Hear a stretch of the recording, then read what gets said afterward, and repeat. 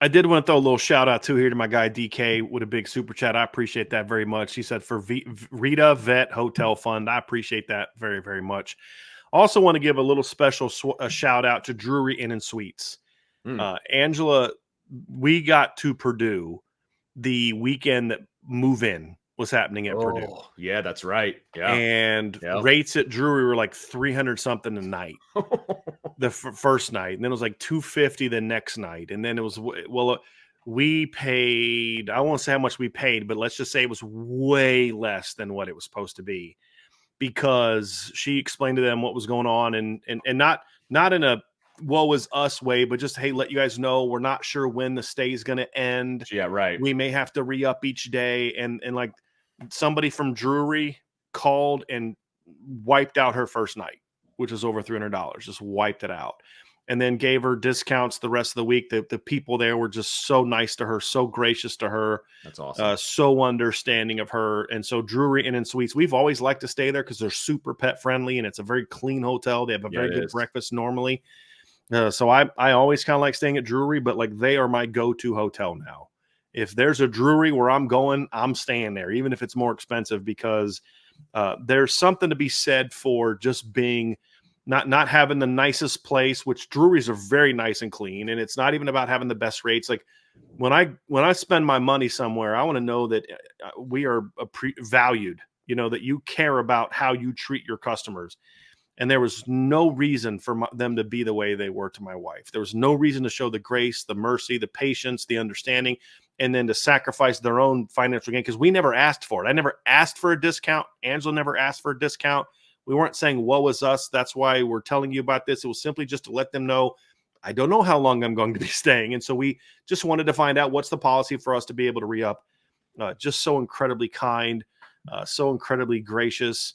And of course, it helped us out as well. Financially, it really helped us out a ton, because we spent a lot on, Rita got 3 blood transfusions. She was staying overnight in their emergency care, and it was not cheap. It was worth it to fight for her, and she's doing a lot better now. We'll see. She's still got a couple days to get out of the woods, but she gets better and better every day. But just to know that my wife was 2.5 hours away from me and by herself and being treated with such kindness and care was meant the world to me.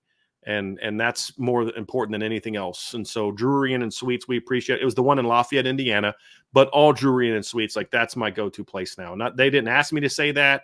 No one's said, hey, we'll do this if you advertise, nothing like that. This is just me, Brian Driscoll, as a husband and, and someone who loves my dogs, just so thankful that my wife was treated that way and treated with that kind of kindness. And so I just want to give a big shout out to Drury Inn and Suites for their kindness and care. And then of course, the IB community was phenomenal as well, but I appreciate y'all very much. But when people do things right, I believe they deserve to be praised.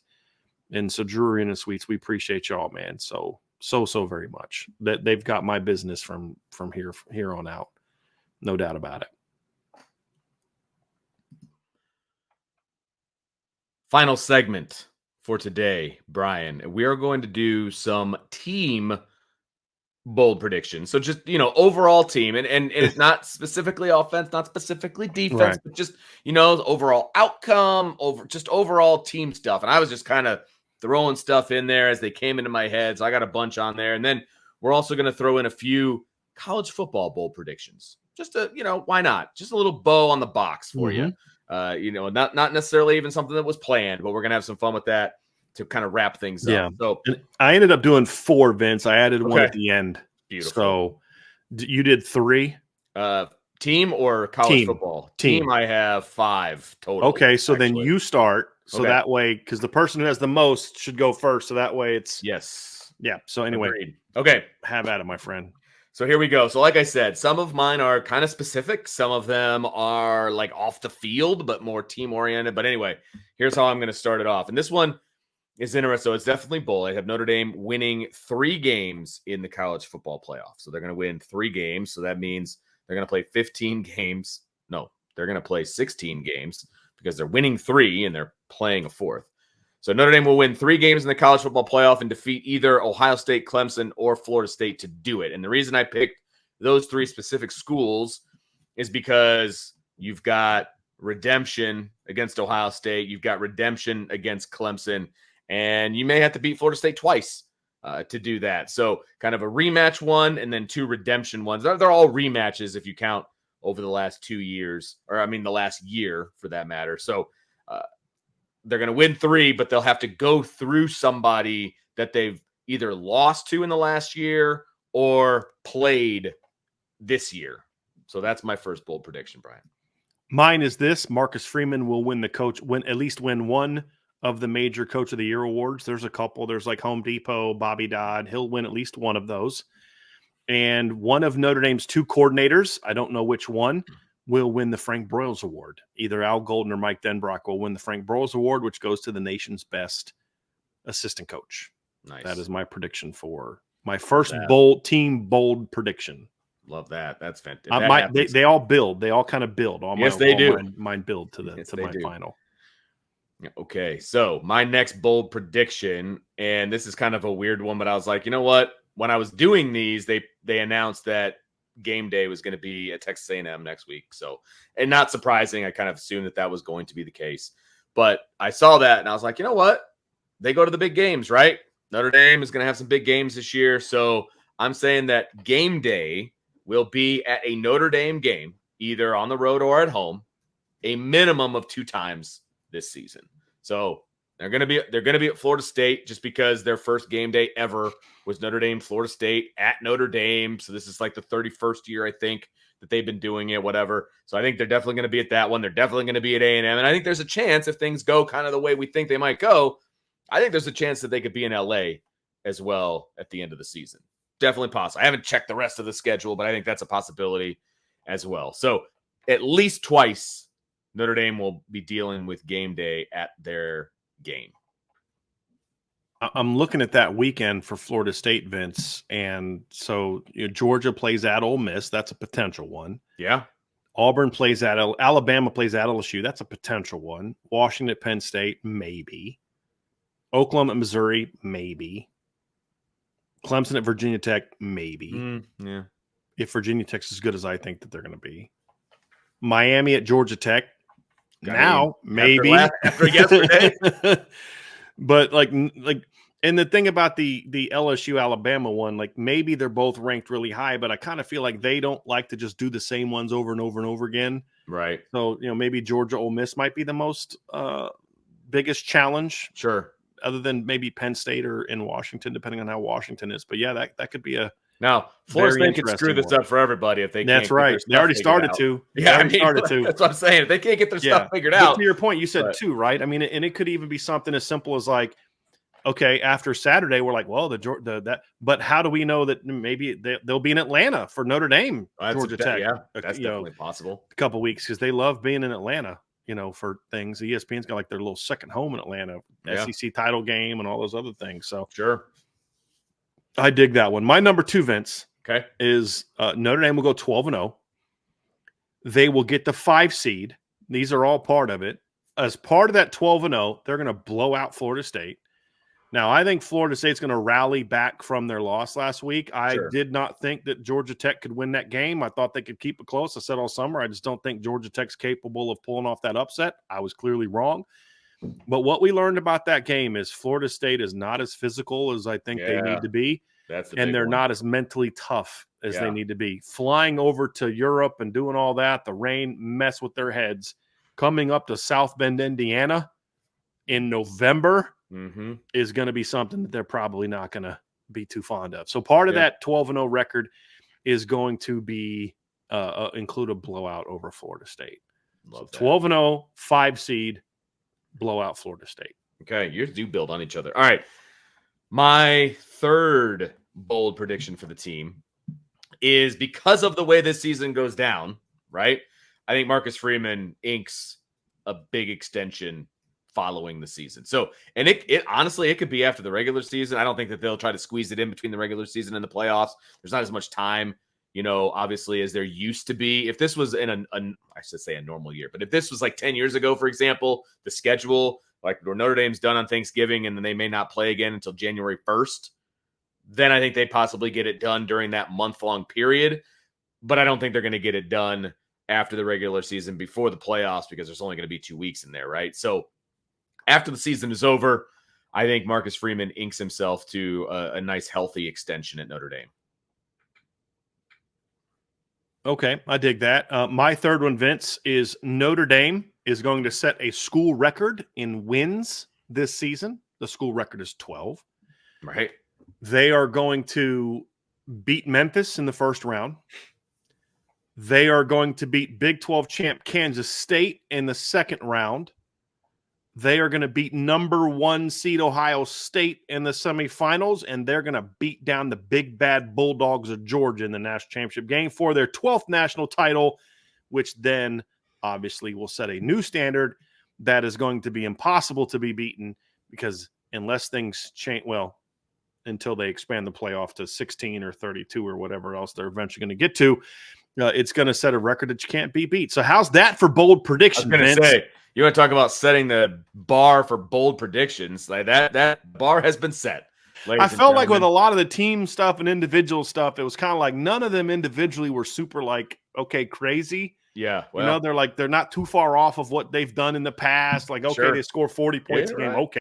What, 0.8 more than they scored last year? You know what I mean? Like, I get it. You know, it's like it was hard because of how statistically good they were last year. So some of the individual players, but so I'm like, okay, I'm gonna really have some fun with this in the team one. And again, these are all bold predictions that are bold and are not things we're gonna be betting our mortgages on. No, but also things we think are somewhat realistic to happen.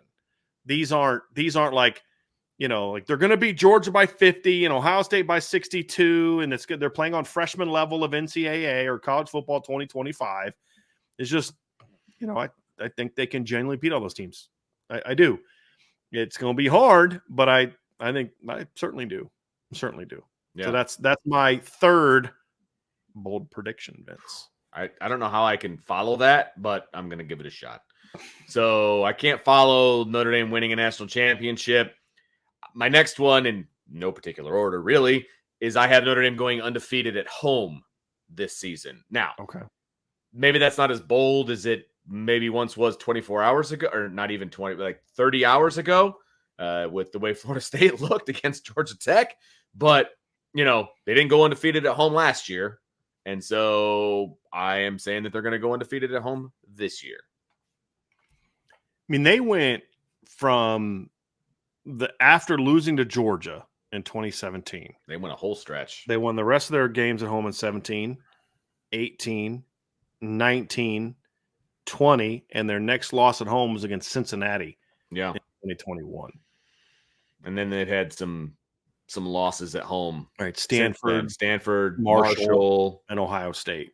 Yes. In the last 2 years. So right. You're saying they get back on track. They're getting back on track. That's right. I thought about going like the ACC streak and like, you know, getting that going again, but I'm going to stick with the home. Like you gotta start somewhere, right? Right. Exactly. Yep, I gotcha. Got to defend the home turf first. And it's not a super bold prediction. Like I said, especially after yesterday with Georgia Tech and Florida State, but I'm still sticking there.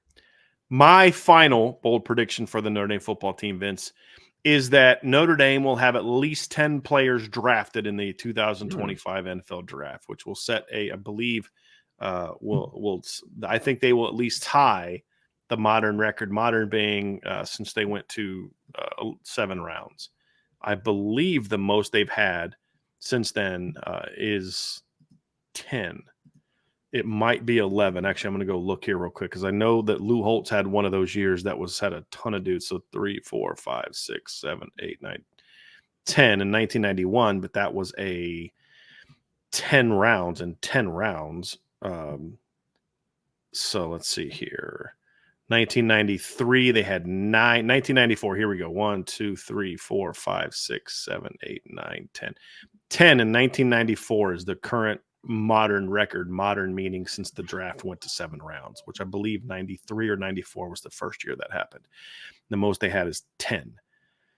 So I believe they will at least tie, if not break that record. And I mentioned the other day, there's 14 to 15 candidates to potentially get drafted. Yeah, so sure. It's not requiring every guy to get drafted. I mean, you've got Riley Leonard, You've got Chris Mitchell, you've got Bo Collins, you've got Jaden Harrison, you've got Mitchell Evans, you've got R.J. Oben, Riley Mills, Howard Cross, Jordan Patelho, Jack Kaiser, Jordan Clark, Xavier Watts, Rod Hurd, Benjamin Morrison. Just right there, that's 14, and I'm sure I'm missing someone. And that's assuming, like, not even predicting anyone leaves early. Jadarian Price has a breakout year. He goes pro early. Something along those lines. Somebody kind of breaks out and you're surprised. But then also the other thing too is if you win the national championship, you're going to get some of your backups drafted. I mean, that's been proven every year. I mean, Georgia wins the title in 21, and John, what's the kid's name? The tight end that they had, who was like their third tight end on that team. And I think he caught like 5 balls that season. Give me a second. What's that? John Fitzpatrick that year caught 5 passes for 55 yards and got drafted. Right. The year before he had 10 catches for 95 yards and got drafted. 1 catch the year before that for 22. This is a guy that had 16 career catches and got drafted. Why? Because he played for Georgia. Right. It's now there's 2 reasons why teams that win the title tend to have really super high draft picks. Number one is because to win a title, you got to have a lot of really good players. I mean, that's duh. Right. Number one. Number two, you do have guys get overdrafted when you win it. I mean, LSU had a lot of dudes on that 19 title team that got drafted way too high, and they haven't been very good since they got to the NFL because a lot of times the sum is greater than the individual parts. Sure. And you kind of get lifted by some really, really superstars.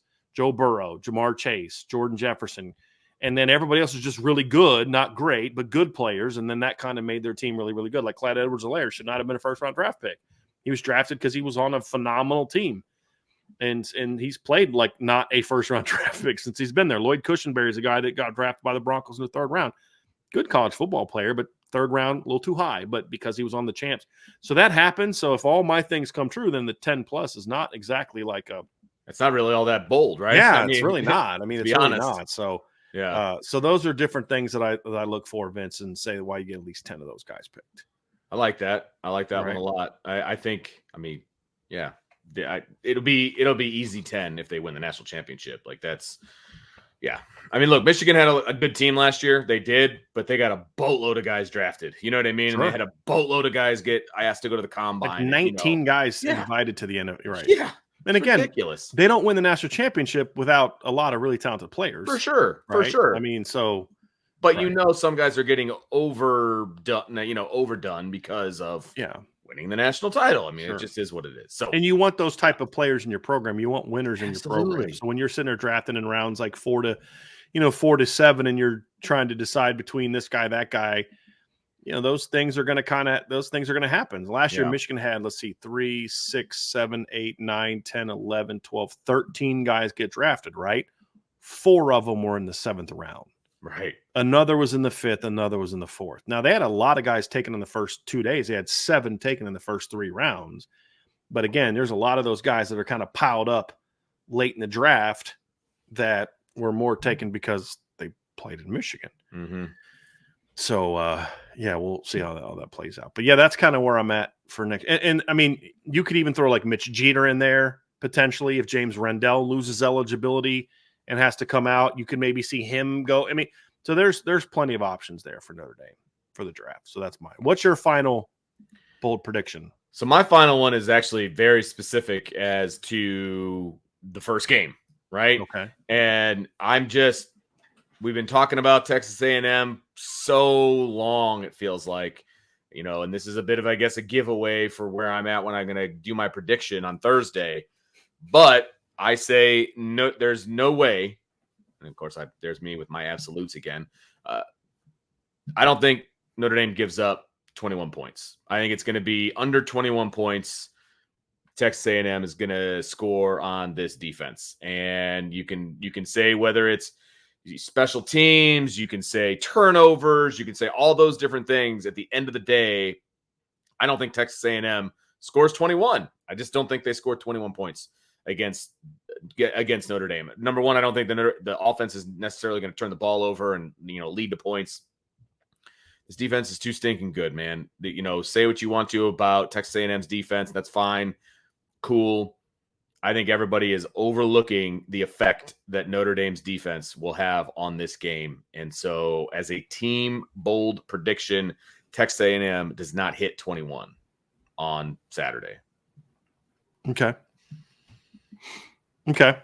You ready to wrap up with our final segment, Vince, of some CFB predictions? We're just going to have some fun, throw out a couple of college football predictions, and I know the first one we have in common, Vince. So these can it be anything related to college football? And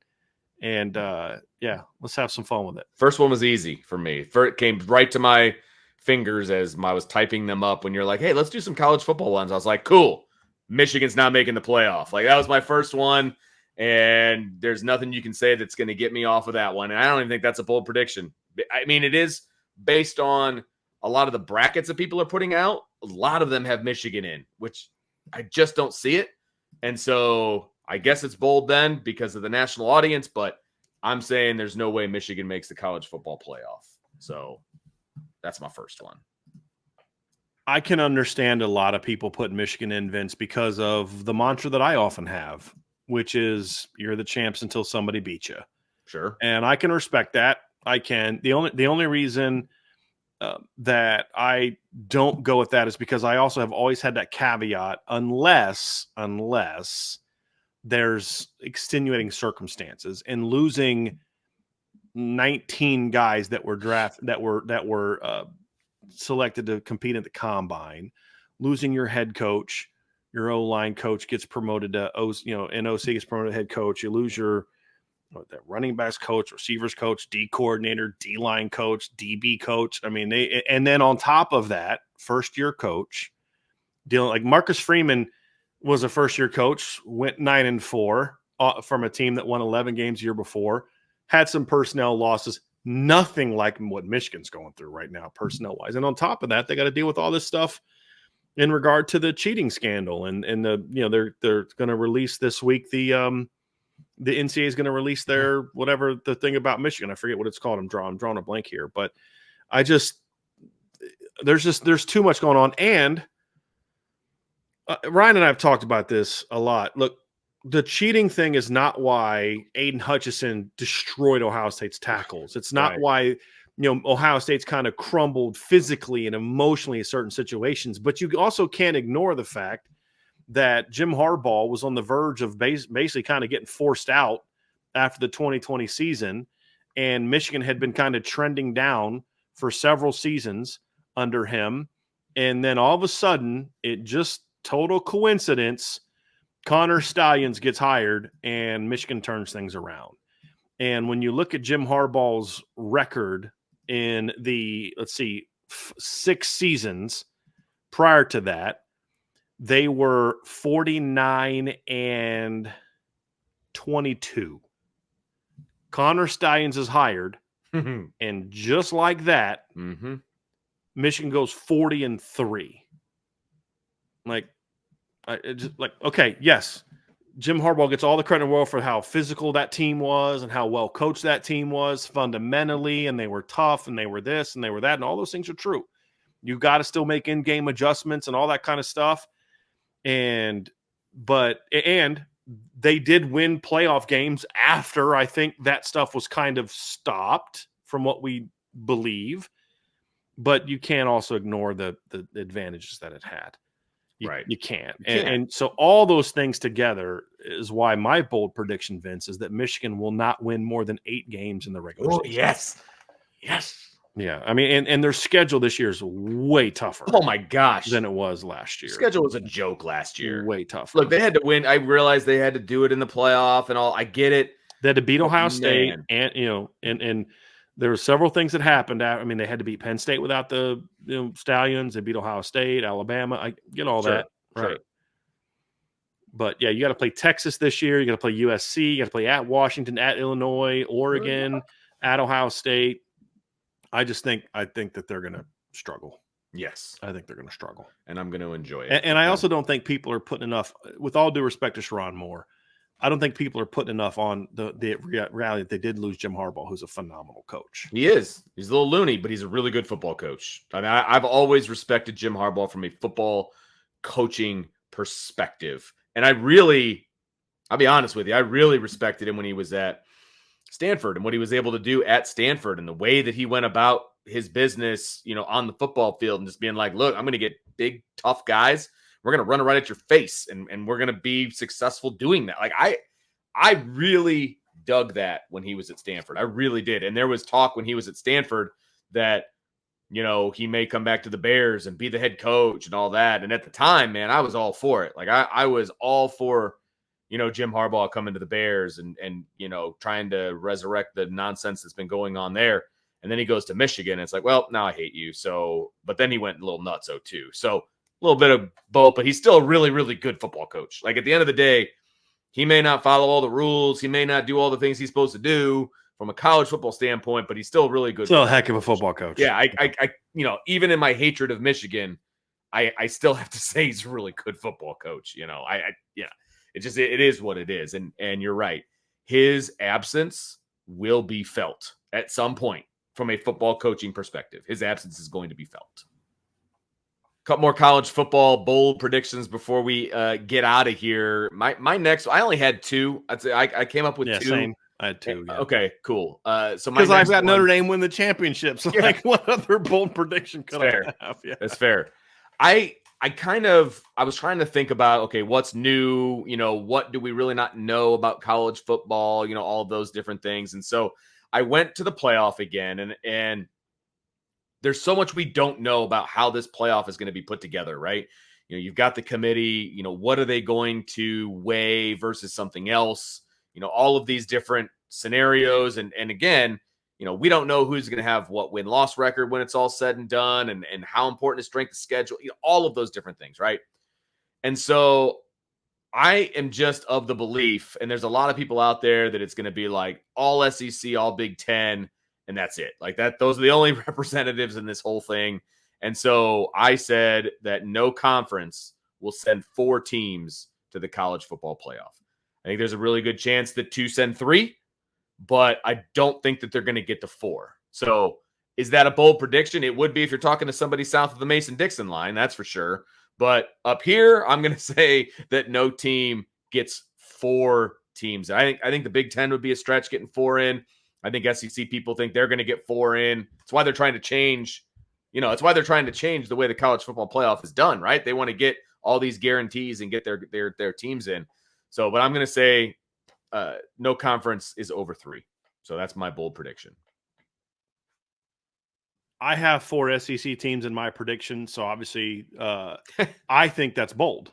Yeah. It's not disagree. It's so like, I think it's going to be hard to keep 4 SEC teams out just because of the bias that goes into the SEC. Yeah. So if 4 of them don't make it, then I think that's quite bold, Vince, actually. So I'm with you on that. And that's going to only cause those 2 conference commissioners to lose their more and push for a 14-team playoff that's going to have guarantees for their league. Yep. But I think it's going to hurt their cause. And I'm hoping that you're right, because if they don't get 4 in this year, it's going to hurt their cause. Like, well, you're out now asking us to give you an unfair advantage. Your conference hasn't earned that right. And so you want to give, like, I'd even be okay if, like, they went to a 16-team playoff and the regular season champ and conference champ both get automatic bids. And some years that may be 1 team, some years that may be 2. I got you. That's cool. That's fine. I'd be okay with that, because I personally think regular season should matter more than the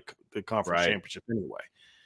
But hey, that's the reality of it. But yeah, I like where you're at. I hope that's true. Now that's going to be determined on, obviously, Notre Dame's got to take a playoff berth. Yep. That's going to be determined on the ACC and the Big 12 both have to also step up. And I'll be honest with you, Vince, I think what happened this weekend might hurt the ACC's chances of getting the second team in, because seriously, fair or not, like, this is my point. I said to people, is like, if Notre Dame beats number 9 Florida State at home, or beats number 9 Georgia Tech away from home, the reality is, in the eyes of human beings, they're going to view the number 9 Florida State win as more impressive than the number 9 Georgia Tech win, even though one was at home, one was on the road, because one's Georgia Tech. Right. It's Georgia Tech. Now, I don't think that's right or fair, but that's where I'm going with that one. I even thought about, kind of like after yesterday, like, bold prediction, neither Florida State, this will be the first year, only the second time since 2000 and 12. That the Big Ten or the ACC champ is not going to be Clemson or Florida State. I think the only other year that happened, I believe, since then was 2021 when Pitt won it. But actually, you go back to last time, so from 2011 to 2023, there's only been 1 year that Clemson or Florida State didn't win the ACC. And after yesterday, I could see a scenario where, okay, maybe this is the year. Maybe it is a Miami or a Georgia Tech. So I thought about like something like that. I thought about having some fun that the SEC champ will not be Georgia or Bama for the first time since, I mean, when's the last time that has happened? Right. Since 2019, right? I believe is the last time the SEC did not have a champion that was Alabama or Georgia. Am I correct on that? Be LSU at 19, right? Sounds right. You're better at the history thing than I am. Yeah. Yeah. Mm-hmm. Yeah, I believe it is since 2019, I believe. So, yeah, because Alabama, Georgia, Alabama. Yeah, and then LSU in 19, then it was Bama in 18, Georgia in 17, Bama in 16, Bama in 15, Bama in 14. Auburn in 13. So those two conferences have been dominated by two teams, primarily with exception of one fluky year where a team jumped in and won it. So, I thought about doing a bold prediction where none of the traditional powers win the three big conferences. Right. Okay. Right. Because Big 12 is easy. The two traditional teams that win it all the time are gone. You're right. Yeah. But that was something I thought about having is none of the big three. None of the traditional dominant teams in that league of the last decade win it. That would be bold, especially the SEC, because the Big Ten, you'd be like, well, Oregon's one of the best teams in the Big Ten, and they've got a great shot of winning it. Okay, but yeah, that would be a very, very bold prediction, especially ACC too. But then after yesterday, you'd be thinking, okay, maybe I got something here. Right. I mean, there's still a lot of football to be played. My gosh, right? Yes. I mean, a ton of football to be played, but like even the Big Ten. Michigan won it the last 3 years. Ohio State won it in 2019, 18, 7. You got to go back all the way to 16 to have the last time a team that won the Big Ten wasn't Michigan or Ohio State. So, I would love for that, but I just couldn't quite get myself to make that bold prediction. So my final bold prediction, and I don't even know how bold it is, Vince. I think it's a little bit bold. A quarterback will not win the Heisman this year. It's funny. I actually thought about that, putting that exact thing in, but then I was like, well, then who's it going to be? And I didn't have like a ready answer, in my head, but I was thinking that exact same one. So I'm assuming because you did do it, who do you have? What's your thought process? I don't know. I don't know who it's going to be, to be honest with you. Like I thought about, going with the running back, but I didn't know who it would be. I thought about maybe going with the receiver. Like that was one that kind of stood out to me, kind of like Devontae Smith in 2020. But yeah, that would kind of be mine. It usually takes some kind of crazy season, for a non-quarterback to win it all. But I just kind of feel like there's going to be no like elite quarterbacks like maybe in recent years.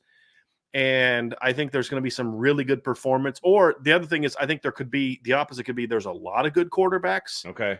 And no elite guy. Like there's no CJ Stroud, there's no Bryce Young, there's no Mac Jones, kind of guy, but there's a lot of good ones. They kind of eat each other up, and then some non-quarterback just dominates all those people who don't want to vote for any of those other quarterbacks. Right. And so I could see something like that happening where maybe the guy wins it because maybe he only gets first or second, like barely wins the first place votes, or maybe finishes like second and first place votes, but gets a ton of second place votes and third place votes because there's so many quarterbacks taking first, second, and third votes away from each other. So, that's kind of what I thought about. I mean, people say like Ollie Gordon from Oklahoma State. I don't know that he will be that guy. I think it's probably someone that's going to come from maybe a little bit of a bigger program. Okay. Than Oklahoma State. I mean, Ollie Gordon last year rushed for 1,732 yards and had 21 touchdowns. And I mean, didn't even sniff, the top 5 of Heisman Trophy voting. Let me go see where he was last year. I mean, he wasn't anywhere close to the top 5, I don't believe. He finished 7th. So, I mean, Marvin Harrison Jr. finished ahead of him. So it's going to be something like that. It'll be somebody that for one of the top 10, because the rule is it's going to be a quarterback or a running back or a receiver on one of the top 5 to 6 teams in the country. So it's going to be, I mean, it could even be like a lot of people are thinking like, oh, Will Howard's the top. I mean, I could see something where like Travion Henderson goes for like 1,800 yards and 20 touchdowns this year. Ohio State's the number 1 seed.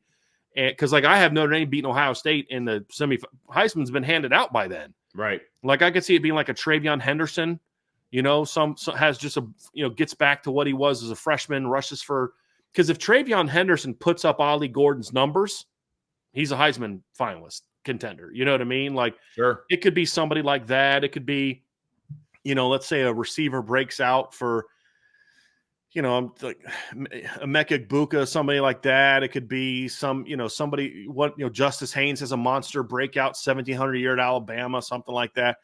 I don't know that George is going to have that, but because I think Georgia is going to be kind of like what Notre Dame's going to deal with is their ball's going to get spread around a lot at Georgia. So I don't know if they'll have like that breakout guy. But I could see Oregon having, a running back that goes crazy, a receiver that goes crazy. I could see Ohio State, one of the backs at Ohio State having a monster season. Sure.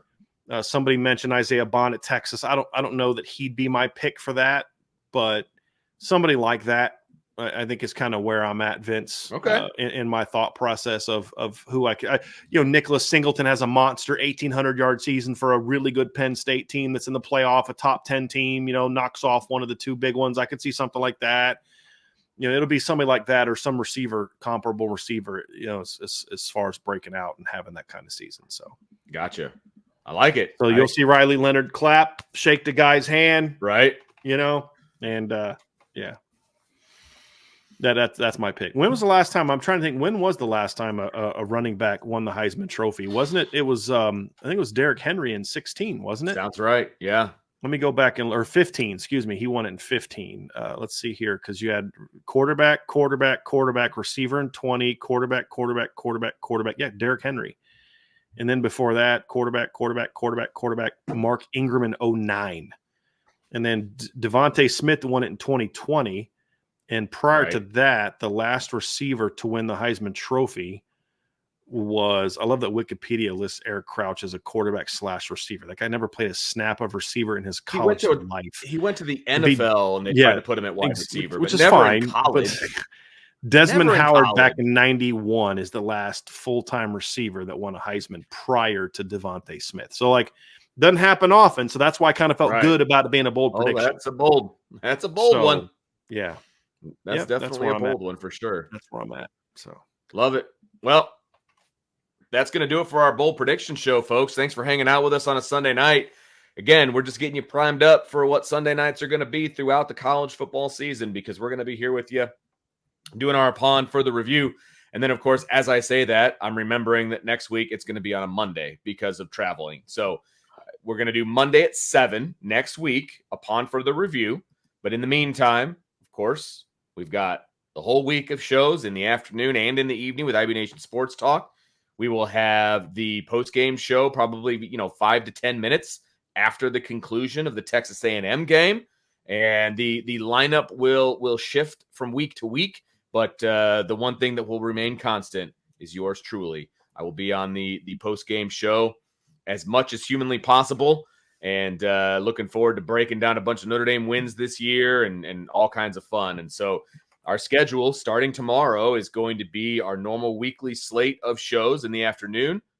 For the most part, our normal weekly I'm going to do a show tomorrow.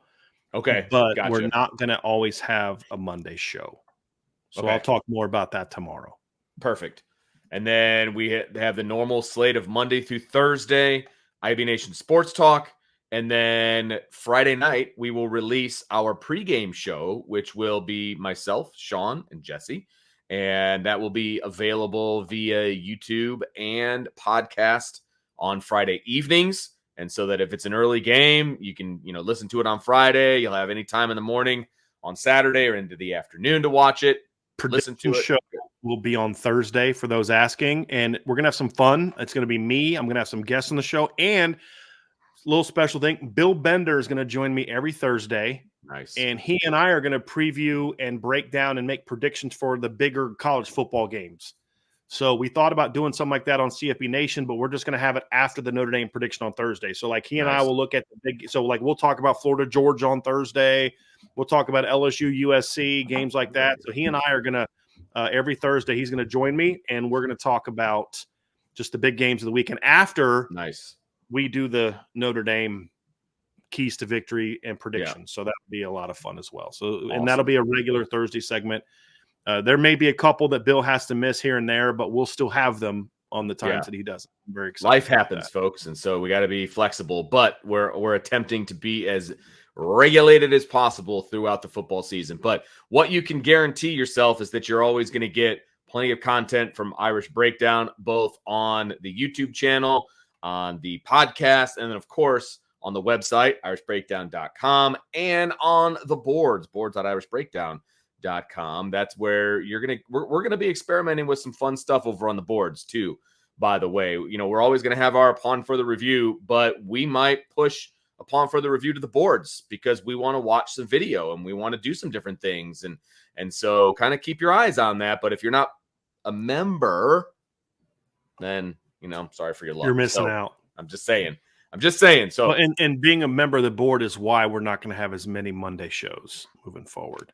Right. Because of I'm going to need that time to spend on some of the fun things we're going to be doing for members only. Some of the video breakdowns and stat breakdowns and things like that we'll be doing. So absolutely. So it'll be fun. Hey, boards.irishbreakdown.com. Now's a great time to get involved, guys. And we're not running a special or anything because the prices are low all the time. Our price is always special. That's what I'm saying. Like there's always no reason to run that kind of stuff because we have the everyday low price. So, I'm sorry, but you're not going to get a better bang for your buck anywhere. So I agree. Boards.irishbreakdown.com, folks. Get over there. We're going to have some fun stuff. Hey, look, bottom line, Brian, we're going to have a great time this season. Yes, sir. Win, lose, or draw. We're going to have a great time. Come hang out with us. Hopefully more wins than loses and draws.